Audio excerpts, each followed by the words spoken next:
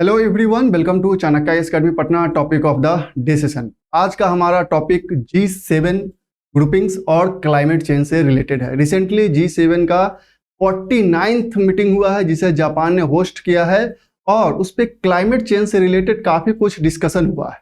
तो आज हम देखेंगे कि आखिर G7 जो ग्रुपिंग है उनका क्या कमिटमेंट है रिगार्डिंग क्लाइमेट चेंज और अदर मेजर जो कंट्रीज हैं उनसे यह कैसे डिफर कर रहे हैं। अगर हम इस G7 कंट्रीज की बात करें, ग्रुपिंग की बात करें, तो इसमें कौन कौन से कंट्री है आप देख सकते हैं। Canada, UK, USA, France, Japan, Italy, Germany and the European union. ये सारे कंट्रीज प्लस यूरोपियन यूनियन जो है इस G7 ग्रुपिंग का मेंबर है। अब इस 49th जो मीटिंग रिसेंट में हुआ है उसको डिस्कस करने से पहले थोड़ा हम G7 के बारे में जान लेते हैं कि आखिर ये है क्या, कब इसका ओरिजिनेशन हुआ। तो अगर इस G7 की हम बात करें तो इस G7 इसका जो नाम है ग्रुप 7 G7 नाम ही दिया गया, जिसमें 7 कंट्रीज है, 7 मेंबर कंट्रीज हैं। और 1975 में इस G7 का फर्स्ट मीटिंग होता है ऑफ ग्रुप ऑफ 6 के रूप में। अगर हम ग्लोबल वर्ल्ड की बात करें तो ग्लोबल जो GDP है उसका यह 40% रिप्रेजेंट करता है, इसके जितने भी मेंबर कंट्रीज हैं। 1/10 ऑफ वर्ल्ड पॉपुलेशन। और 2014 में, चूंकि अर्लियर रसिया भी इसका पार्ट था, लेकिन जब 2014 में रसिया ने यूक्रेन को जो क्रीमिया पेनिनसुला है उसे जब एनेक्स कर लिया तो इसे इस ग्रुपिंग से सस्पेंड कर दिया गया। तो अब यह जो मेंबर ग्रुपिंग है वह G7 ग्रुपिंग कहलाते हैं। अब उनका रिसेंट में अभी 49th मीटिंग हुआ है जिसे जापान के द्वारा होस्ट किया गया है। अब इन्होंने जो क्लाइमेट चेंज से रिलेटेड बातें कही है वह मेजर जो अदर कंट्रीज हैं उनसे यह डिफर कर रहे हैं। बहुत सारे मामले ऐसे हैं जहां पे इनका जो कमिटमेंट है, टारगेट है कि नेट जीरो का इमिशन जो है यह 2050 तक पूरा करना चाहते हैं।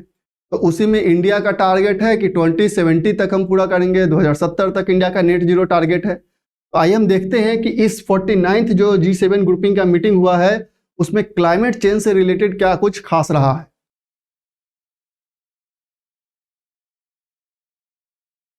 G7 climate wish list.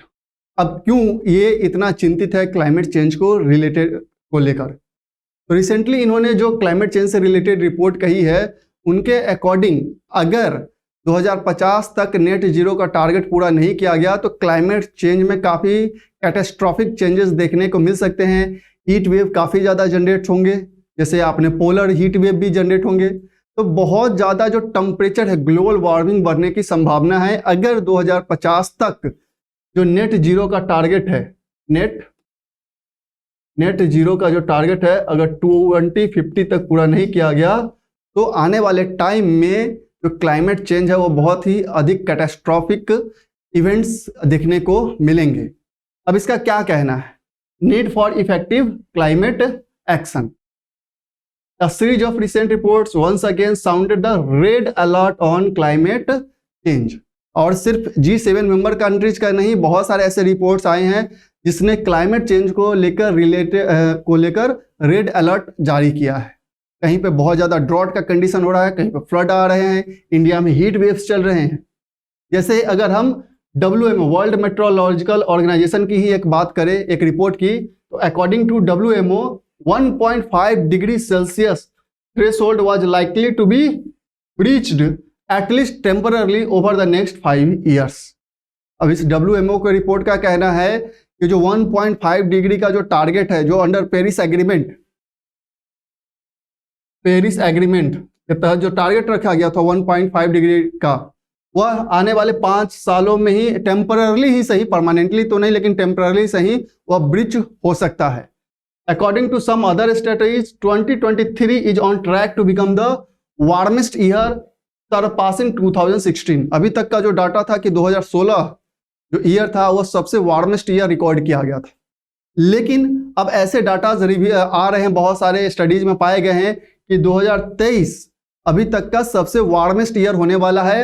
और इसी के तरह जो ग्लोबल वार्मिंग है जो अगर बढ़ते रहा तो 2050 तक अगर इस टारगेट को पूरा नहीं किया गया 1.5 डिग्री सेल्सियस जो नेट जीरो का टारगेट है, जो हम लोग नेट जीरो का टारगेट जैसे इंडिया का 2070 है, तो G7 मेंबर का कहना है कि 2050 तक अगर इस टारगेट को पूरा नहीं किया गया तो काफी ज्यादा क्लाइमेटिक चेंज देखने को मिल सकते हैं।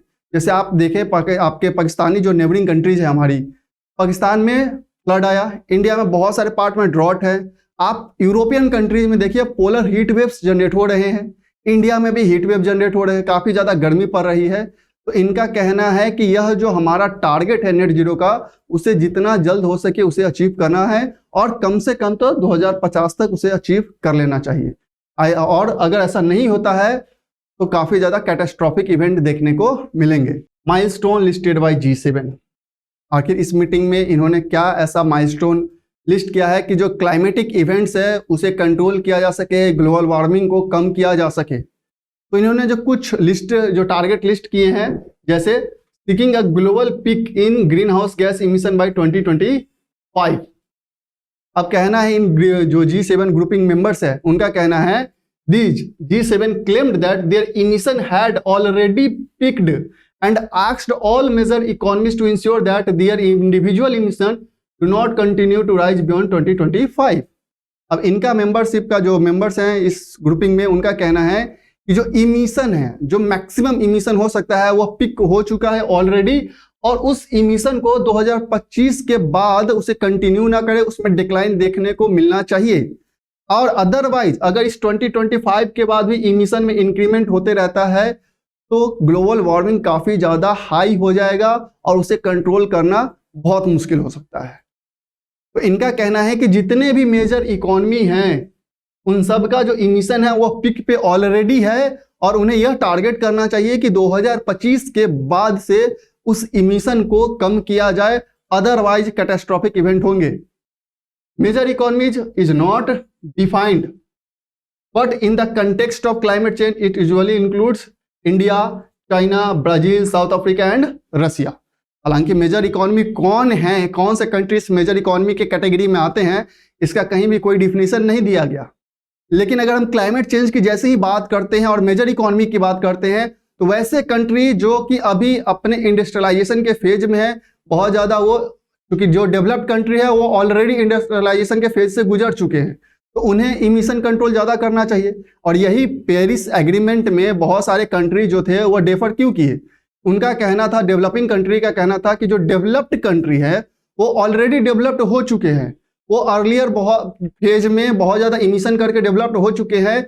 अब जो मेजर इकोनॉमी जिसे आप कह रहे हैं, जैसे इंडिया, चाइना, रसिया, साउथ अफ्रीका, ब्राजील, वो अब डेवलप हो रहे हैं, तो अगर अभी ही वो अपने इमिशन पे कंट्रोल करने लगे तो वह अपना डेवलपिंग से डेवलप की ओर नहीं बढ़ पाएंगे। लेकिन इस G7 का क्या कहना है कि जितने भी मेजर इकोनॉमी हैं, क्योंकि यह जो G7 ग्रुपिंग आप देख सकते हैं, ये सब के सब डेवलप्ड कंट्रीज का ग्रुपिंग है, डेवलप्ड कंट्रीज का ग्रुपिंग है, और ये अपना इंफेसाइसिस कर रहे हैं डेवलपिंग कंट्रीज पे जो इमिशन ज्यादा जनरेट कर रहे हैं। इसलिए पेरिस एग्रीमेंट का जो एक लाइन है, कॉमन बट डिफरेंशिएटेड रिस्पॉन्सिबिलिटीज, कि हम सब इमिशन को कम करेंगे लेकिन सबके रिस्पॉन्सिबिलिटी डिफरेंट होगी। मतलब जो डेवलप्ड कंट्री है उन्हें ज्यादा एफर्ट लगाना चाहिए इमिशन को कम करने में, ताकि ग्लोबल वार्मिंग कम हो सके, बिकॉज वो अर्लियर फेज में बहुत सालों पहले वो खुद ऑलरेडी इंडस्ट्रियलाइज हो चुके हैं, डेवलप्ड हो चुके हैं, तो उन्हें इमिशन करने की जरूरत नहीं है। लेकिन जो मेजर इकोनॉमी जिसे आप कैटेगराइज कर रहे हैं, अगर अभी से एब्रप्टली वह इमिशन पे कंट्रोल करे तो फिर उनका ग्रोथ नहीं हो पाएगा। नेट जीरो बाई 2050, जैसा कि मैं बात कर रहा था कि G7 जो मेंबर कंट्रीज है उनका कहना है कि 2050 तक 2050 तक जो नेट जीरो का टारगेट है उसे अचीव कर लेना होगा, to become net zero by mid century in order to meet the 1.5 degree celsius target. जो 1.5 डिग्री सेल्सियस का जो टारगेट है, इससे अधिक टेम्परेचर इंक्रीज नहीं होना चाहिए। तो ये तभी संभव है जब 2050 तक सारे मेजर इकोनॉमीज इस नेट जीरो टारगेट को अचीव कर ले। The G7 reiterated its commitment to turn net zero by 2050 and asked all major economies to attain net zero status by the year and to come up with a detailed report map। अब चूंकि इसने तो कह दिया कि जितने भी major economies है, और मेजर इकोनॉमीज कौन, जो अब इमिशन अभी ज्यादा कर रहे हैं, जैसे चाइना, ब्राजील, हम लोग बात कर रहे थे, इंडिया, रसिया, तो इनका कहना है कि आप 2050 तक ही अचीव करो। जबकि अगर हम बात करें तो इंडिया का टारगेट है कि 2070 तक हम नेट जीरो इमिशन का टारगेट है इंडिया का, नेट जीरो। तो ये जो 20 साल का जो डिफरेंस है, अगर इंडिया इतना फास्ट कर भी पाए कि 2050 तक वो अचीव कर ले, तो फिर इसके ग्रोथ पे असर पड़ेगा। नेक्स्ट जो इसका टारगेट है, accelerating phase out of unabated fossil fuels in line with 1.5 degrees Celsius trajectories. G7 said that they would eliminate inefficient fossil fuel subsidies by 2025. अब G7 ग्रुपिंग जो कंट्रीज है उसमें उन्होंने कहा है कि 2025 तक जो इनएफिशिएंट फॉसिल फ्यूल्स पे जो अभी तक सब्सिडीज दी जा रही थी वो 2025 तक खत्म कर दी जाएगी, ताकि इमिशन को कंट्रोल किया जा सके। और 2025 के बाद जो पिक है, अभी जो पिक है इमिशन का 2025 के पास उस बाद उसमें डिक्लाइन हो सके। For example, G7 claimed they had stopped financing new fossil fuel based projects except in limited circumstances। और इसी कारण से जो G7 मेंबर कंट्रीज हैं वो क्या कर रहे हैं कि जो फॉसिल फ्यूल जो बेस्ड इंसेंटिव एनर्जी प्रोजेक्ट्स थे, अब वो क्या कर रहे हैं, उसे फाइनेंस नहीं कर रहे हैं। बहुत ही लिमिटेड सर्कमस्टांसेस में उनको फाइनेंस किया जा रहा है ताकि अधिक से अधिक इमिशन को कंट्रोल किया जा सके। These circumstances include the need to end the dependence on Russian gas। और इसी कारण से अब ये इतना एफर्ट ले रहे हैं ताकि जो इनका डिपेंडेंस था, अभी तक जो G7 ग्रुपिंग का जो डिपेंडेंस था रशियन गैस पे, उसे कम किया जा सके और फॉसिल फ्यूल्ड जो बेस्ड एनर्जी प्रोजेक्ट्स है उसे कम फाइनेंस दिया जा सके। बहुत ही क्रिटिकल सर्कमस्टांसेस में उसे फाइनेंस प्रोवाइड किया जा सके, ताकि 2025 के बाद का जो टारगेट है एक पिक में जो इमिशन अभी जो पिक पे है उसे डिक्लाइन दर्ज किया जा सके। अब हम बात करते हैं इस में क्या क्या चैलेंजेस क्या है कि global peak by 2025 is difficult. जो टारगेट है कि 2025 तक के बाद, अभी तक तो पिक है 2025 तक पिक जाएगा कि जितना अधिक इमिशन जो पिक है उस पे जाएगा 2025 तक, उसके बाद उसमें डिक्लाइन दर्ज करना है। यह बहुत ही डिफिकल्ट है अचीव करना। कैसे? The biggest emission year so far has been 2019। अभी तक का जो सबसे अधिक इमिशन किस साल में दर्ज किया गया था वो 2019 में है। हालांकि 2020 में ड्रॉप देखने को मिला ड्यू टू पैंडेमिक, लेकिन जैसे ही यह पैंडेमिक खत्म होता है 2021 में फिर से इमिशन में काफी ज्यादा इंक्रीमेंट देखने को मिला। The 2025 peak year is not mandated under Paris agreement और एनी अदर इंटरनेशनल डिसीजन। दूसरा सबसे बड़ा बात है कि अदर किसी में भी जो भी मीटिंग्स होते हैं क्लाइमेट से रिलेटेड या पेरिस एग्रीमेंट में भी 2025 को कोई टारगेट ईयर के रूप में नहीं रखा गया कि 2025 तक पिक जो रहेगा इमिशन का 100 रहेगा, उसके बाद उसमें डिक्लाइन देखने को मिलेगा। ऐसा किसी पेरिस एग्रीमेंट में भी कोई डिसीजन नहीं लिया गया है। India has long made it clear that it see it's emission growing well into the next decade. Even China, world's largest emitter, has indicated it would peak only towards the end of this decade। और ऐसा India ने already clear कर चुका है, China भी clear कर चुका है कि आने वाला डिकेड में इसका जो इमिशन है वो पिक पे रहेगा, क्योंकि इसे ग्रोथ करना है। और अब जो टारगेट है इन कंट्रीज का अपना अपना डिफरेंट टारगेट है, जो G7 कंट्री का जो कमिटमेंट है उससे डिफर कर रहा है। दैट्स वाई कि 2025 तक ग्लोबल पिक को अचीव करना है वो बहुत ही डिफिकल्ट टारगेट है। Most of the rich and industrialized nation are now seeing a decline, though not at the required pace. हालांकि इसमें डिक्लाइन बहुत सारे जो डेवलप्ड कंट्रीज उसमें देखने को मिल रहे हैं, लेकिन जो पेस चाहिए कि जिस रफ्तार से डिक्लाइन होना चाहिए इमिशन, वो अभी देखने को नहीं मिल रहा है। अदर चैलेंजेस की हम बात करें, नेट जीरो बाय 2050, जैसा कि हम बात भी कर रहे थे कि बहुत सारे कंट्रीज का जो टारगेट है वो इससे बियॉन्ड है, लेकिन कुछ कंट्रीज जैसे जर्मनी ऑलरेडी उसने कह चुका है कि 2045 तक यह नेट जीरो का स्टेटस अचीव कर लेगा। लेकिन वहीं चाइना की बात करें तो चाइना का टारगेट है 2060 तक नेट जीरो का इमिशन का टारगेट है।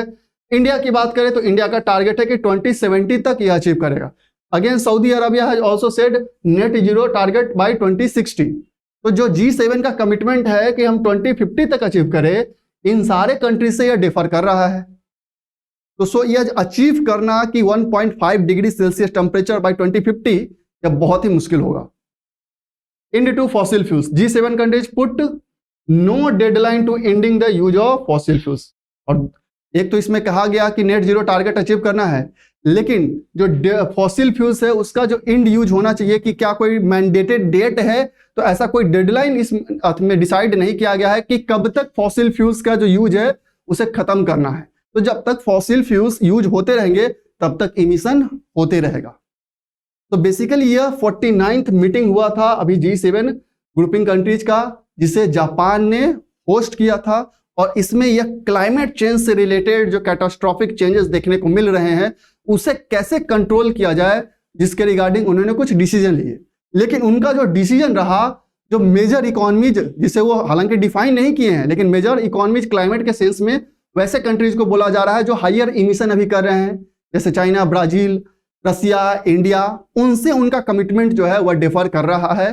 दैट्स वाई इनका जो टारगेट है कि 2050 तक हम नेट जीरो का टारगेट अचीव करें, वो काफी ज्यादा डिफिकल्ट लग रहा है। तो ये रिपोर्ट था about G7 meetings. So that's all for today. Thank you.